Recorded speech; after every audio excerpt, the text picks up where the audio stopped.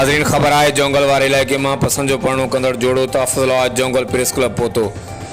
जोंगल के रवासी नौजवान बाबू खान पौड़ प्रेमिका से गॾु जोंगल प्रेस क्लब पहुची तहफ़्फ़ुज़ की अपील कई है। पसंद जो पढ़णो कंदड़ नारी मुस्मात सोनी धीअ जानिब सियांच जेडीन वेब न्यूज़ वारो ॿुधाईंदे चयो त मूं पंहिंजी मर्ज़ी से बाबू पौड़ से सखर की कोर्ट में पसंद जो पढ़णो कयो आहे।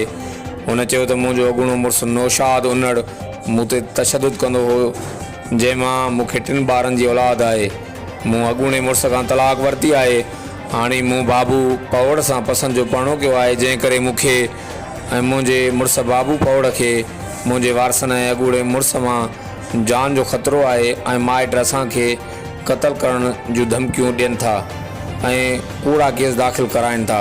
नारी सोनी सियांच ऐं बाबू पौड़ IG Sindh DIG Larkana SSP जेकाबाद ऐं ॿियनि वस वारनि खां इंसाफ़ ऐं तहफ़्फ़ुज़ जी अपील पिणु कई आहे। हर वक़्तु आगाहण लाइ ॾिसंदा रहो JTN वेब न्यूज़। कराची जा बिलावल कॉलोनी जा। नालो छा आहे तव्हांजो? सोनी।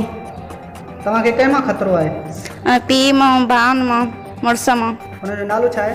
मुड़ुस जो नालो नौशाद, पीउ जो जानिब गुलाम सैन, गुलाम नबी, गुलाम शबीर। तव्हां किथे शादी कई आहे? असां सखर कोरट में। हाणे तव्हांजो छा मुतालबो आहे? असांजो इहो आहे त असां महिरबानी करे असांजी जान खे ख़तरो आहे, ख़ौफ़नाक धमकियूं ॾियनि था, फ़ोन ते कॉल करे मारींदासीं वेही कंदो, असांखे तहफ़्फ़ुज़ खपे। किथां जा आहियो? जोंगल जा। किथे शादी कई अथव? सखर कई आहे शादी असां। हाणे तव्हांखे केरु थो धमकियूं ॾिए? असांखे इन जा जेके आहे पोयां अने अॻूणो जेको इन जो मुड़ुसु हुयो उन खे तक़रीबन 14 महीना पहिरियां कढी छॾियो आहे घरों तलाक ॾेई। उहो बि मौतमार धमकियूं ॾियनि था ऐं इन जो जेको पीउ आहे भाइर, इन जो पीउ आहे जानिब सांच ऐं इन जा जेके भाइर आहिनि गुलाम हुसैन सांच, गुलाम शबीर सांच, गुलाम नबी सांच, इहे मौतमार धमकियूं ॾियनि था फ़ोन ते बि। हूअं बि असांजा रस्ता रोक जाॾा काॾा करनि था।